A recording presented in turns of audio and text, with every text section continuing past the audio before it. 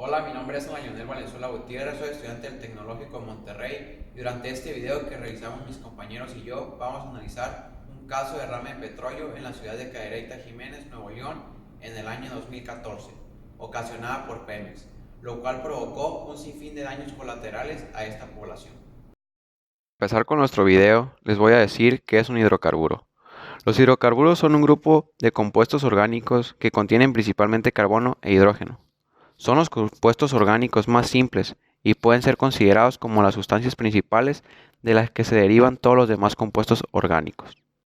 ¿Cómo son las estructuras moleculares de los hidrocarburos y del agua?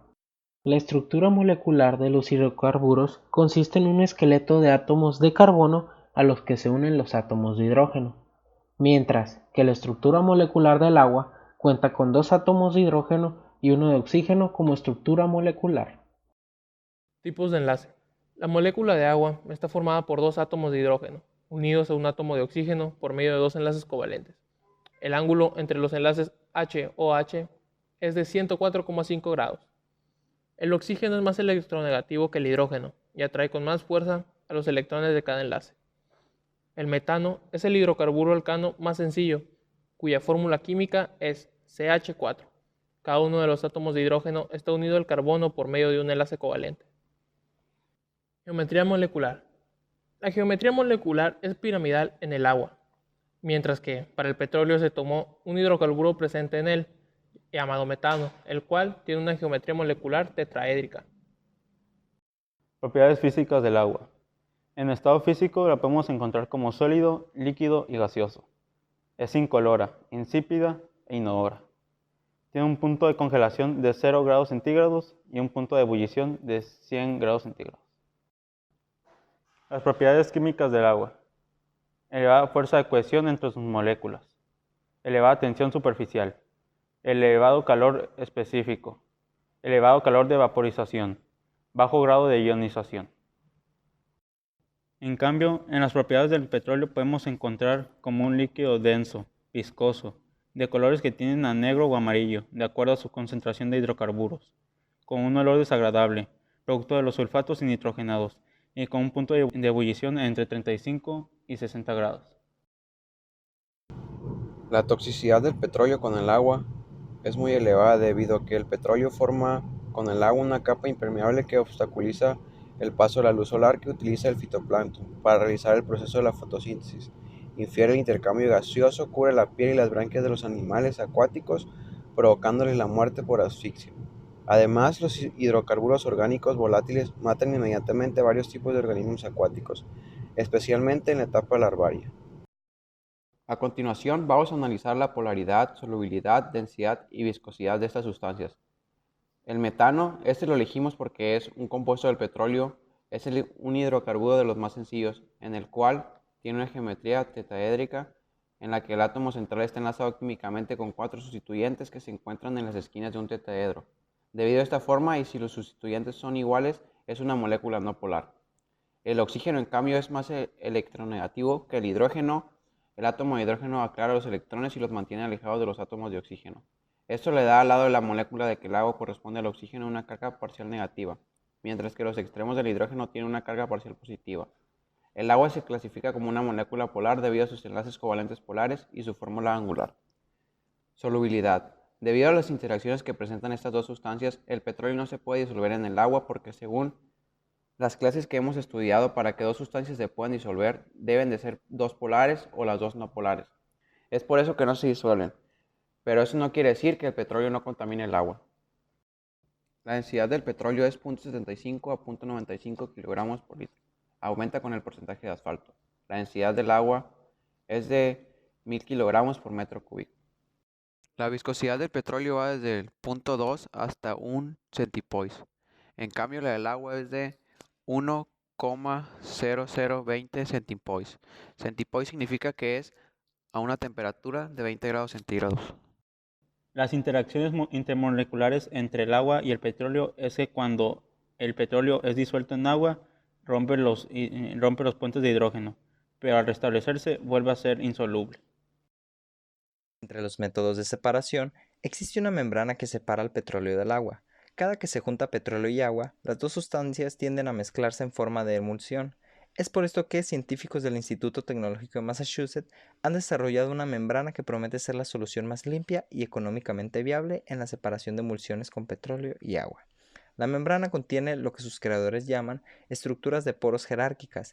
Estas membranas están compuestas por una capa muy delgada de nanoporos y otra mucho más gruesas de microporos que limitan el paso del material no deseado, al mismo tiempo que soporta la alta presión y el paso del líquido. Dependiendo de cada caso, es posible repeler agua y atraer petróleo.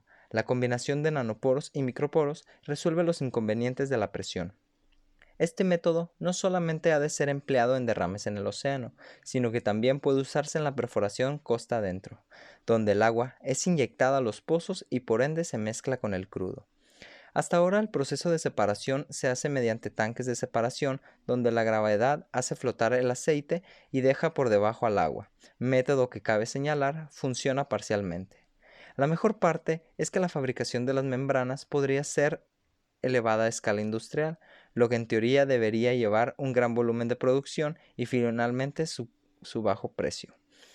Este es posiblemente la técnica más fácil y económica. Una vez que observamos todas las propiedades que posee el petróleo, podemos observar cómo interactúa este con otras sustancias en el ambiente. Y sobra decir que el impacto que este produce sobre cualquier superficie es desastroso. Se tiene que aprender a manejar este producto con delicadeza y responsabilidad, ya que una sola gota de petróleo puede llegar a contaminar hasta 20 litros de agua. Imaginémonos lo que sucedería en un derrame sobre un río del que muchos pueblos y ciudades dependen. En México, las normas para controlar el manejo de esta sustancia no son lo suficientemente estrictas, por lo que a la mayoría de las empresas les da igual en dónde lo desechen, incluso conociendo las consecuencias que pueden llegar a causar. Al final, resulta ser que, como ya mencionamos en repetidas ocasiones, es que el agua y el petróleo no se mezclan en sí, debido al tamaño de sus moléculas y su polaridad. Por esto es que el petróleo se queda en la capa superficial del agua, es decir, por encima de esta, lo que esto hace un problema un poco más fácil de resolver en algunas situaciones. Existen varios métodos que se pudiesen llegar a utilizar para solucionar el problema del derrame, pero en muchas ocasiones son complejos, costosos o lentos, por lo que se ha optado en buscar nuevos métodos que ayuden a solucionar estos problemas de manera más eficiente, como ha sido la nanomembrana antes mencionada, que tiene un potencial bastante grande para desarrollar y que podría ser una solución bastante viable. Debemos tener siempre en cuenta el riesgo ambiental que existe cuando un problema así ocurre, por lo que es indispensable actuar de manera rápida para solucionar este tipo de casos y así evitar la mayor cantidad de daños ecológicos posibles.